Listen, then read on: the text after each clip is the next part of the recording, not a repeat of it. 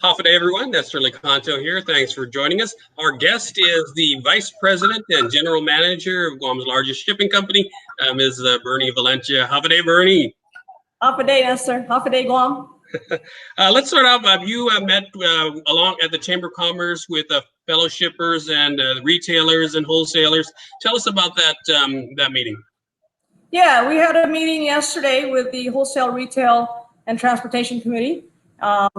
Chairwoman Chris Boletto and President Catherine asked all the wholesalers and retailers what supplies were like on Guam and what they had on the water. And they also asked us carriers, the two that were present, about what our schedules were and if we had any interruptions. So as a result of that meeting, the Chamber put out a short press release just really to try and stop all the panic buying and hoarding.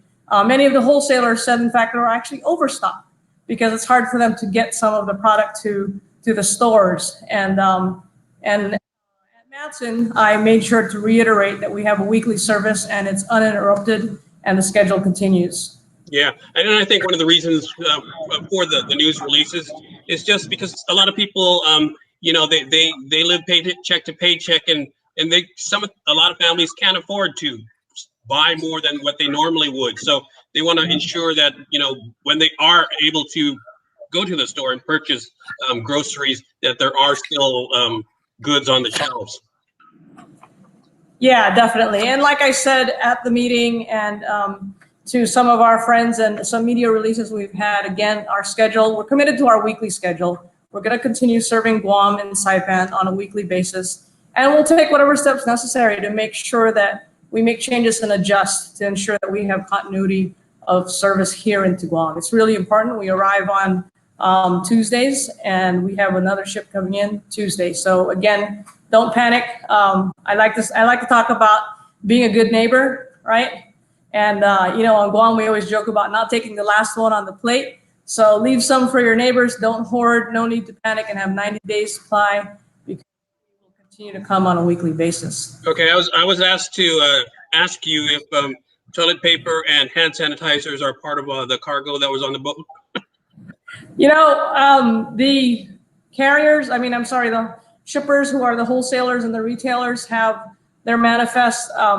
With the hundreds of containers we bring in every year, we don't look at every single detail as to what is in there. Sure. Yeah, certainly. Yeah, I'm not sure what the sensation is about so much toilet paper, but anyway, I'm sure there's adequate supply. And again, the other thing is there's adequate supply of food, is what a lot of the wholesalers and retail. Yeah, I don't get the toilet paper thing either, but moving along. So, another thing that questions that has come up is how safe are the goods coming in? I don't know if it's where the fear is coming from, but can you explain the procedures for when you put cargo on your boats? Well, like any shipment, it's the shipper who is the supplier in the U.S. who packs the containers. Oh, I'm sorry. Sorry about that. They pack the containers and they seal the containers and they provide a manifest, and everything follows the U.S. customs requirements. It's only 14 days from Long Beach to Guam, and everyone's listens and is trying to learn as much as this virus. Obviously, the virus does not live in the cargo or on the cargo. Having sea for 14 days, the cargo is not at risk of spreading any virus. Yeah, so there's no need for any additional precautionary or sanitation measures? That's correct. I don't believe so. And then when the cargo does arrive on Guam, we have our usual processes where we work with the Port Authority of Guam and we work with customs to ensure that we follow all protocols, whatever they might be, whether there's coronavirus coronavirus outbreak or not. We have regular procedures that we work with the Port and Customs and Coast Guard on. Yeah, and I don't imagine you anticipate any port disruptions, but are there contingencies in the event that there are? I speak to Director Rory Respicio. I spoke to him yesterday and today. The port is an essential part of Guam, and obviously they have not closed and they continue to operate as normal. In fact, the team there is doing such a great job. They discharged our ship in 17 hours, I think, on Tuesday. So things are normal there, and they're looking at all their equipment to make sure their equipment is running normally so they can continue to discharge the ships and get them out the gates to all the customers. How about from the originating ports? Like you sent me an email earlier about Contra Costa shelter-in-place. Can you explain that situation? Yeah, that's in Northern California where there's a shelter-in-place requirement. There are only essential businesses that are allowed to operate. And of course, there was concern that all the businesses had to shut down, and that's not true. The truckers, for example, that are bringing the containers from the retailers or wholesaler sites in California are operating, and they are working and continue to truck cargo into our terminals to be loaded onto our ship. So there are essential services there that have not stopped. Okay. And you know, speaking of the supply chain, can you sort of explain that a little bit? I mean, how do the retailers and wholesalers here, they place their orders from their suppliers in the mainland, and you guys take it from there, kind of, or actually there's some land transportation involved as well, yeah? Certainly. Like any other shipments, they would place their orders. A lot of these wholesalers and retailers plan way in advance. They recognize that, you know, we depend on ocean transportation into Guam. So they plan well in advance. They have certain truckers. They have certain wholesalers there that fulfill their orders.